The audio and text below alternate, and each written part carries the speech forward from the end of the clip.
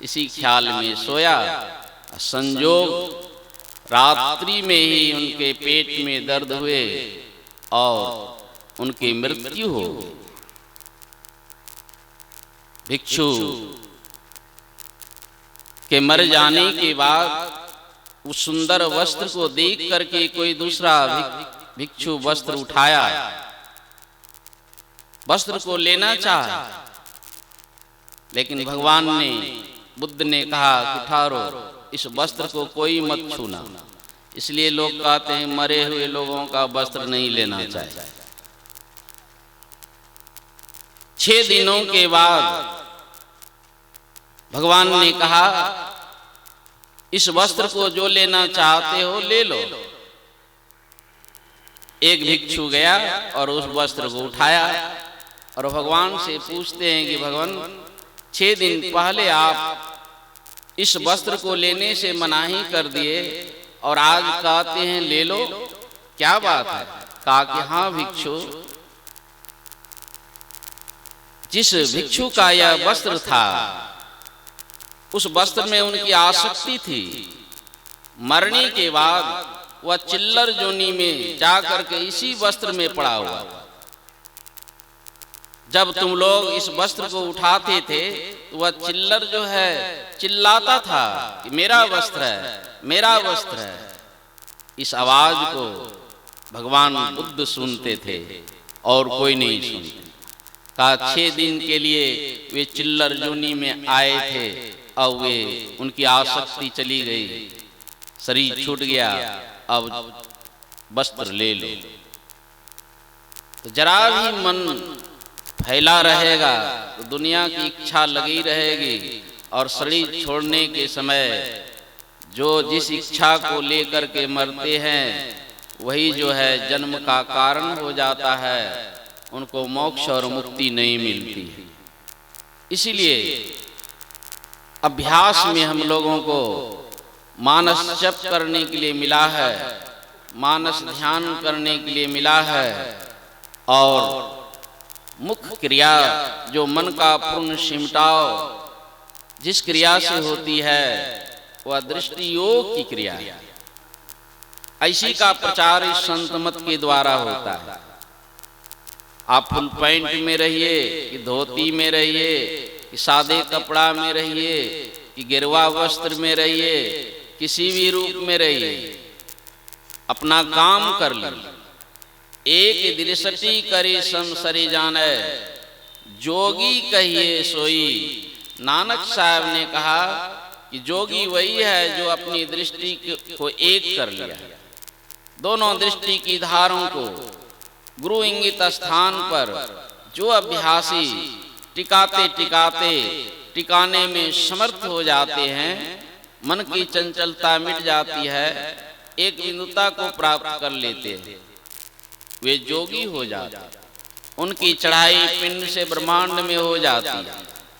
यही असली पिंडदान है। फिर पिंड मतलब शरीर होता है।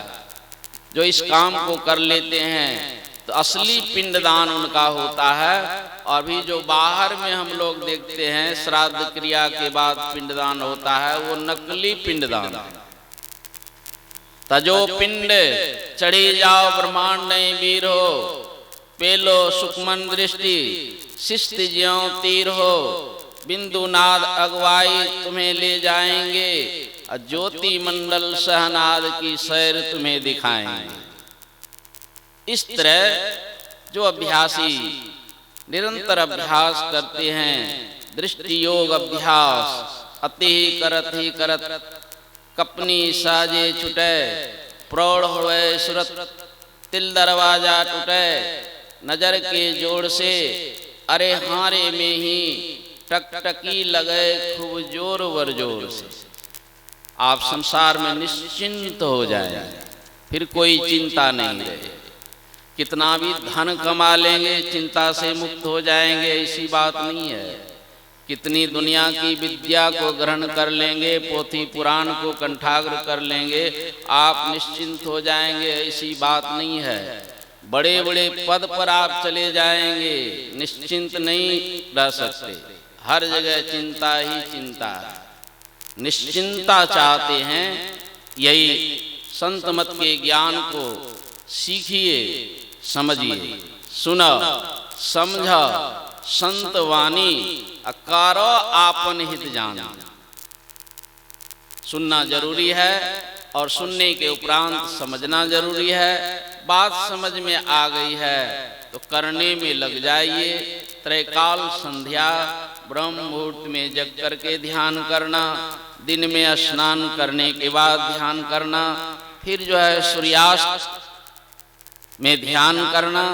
ये त्रैकाल संध्या वैदिक काल से चले आ रहे हैं। भगवान कृष्ण ने भी त्रैकाल संध्या करने को कहा है और गुरु महाराज ने भी त्रैकाल संध्या जिस तरह भगवान कृष्ण ने बताया उसी तरह हम लोगों को गुरु महाराज ने बताए हैं।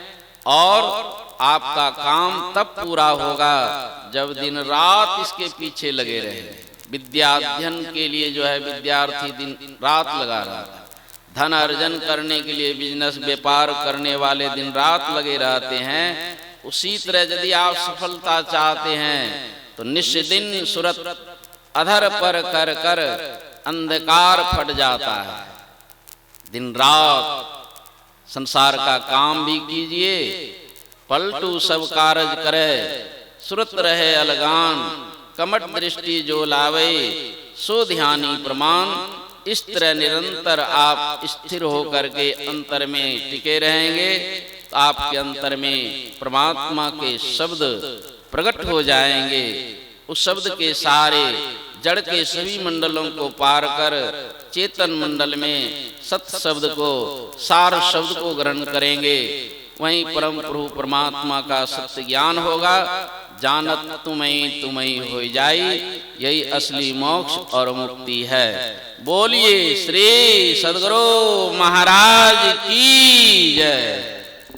साधन का दास बन जाएं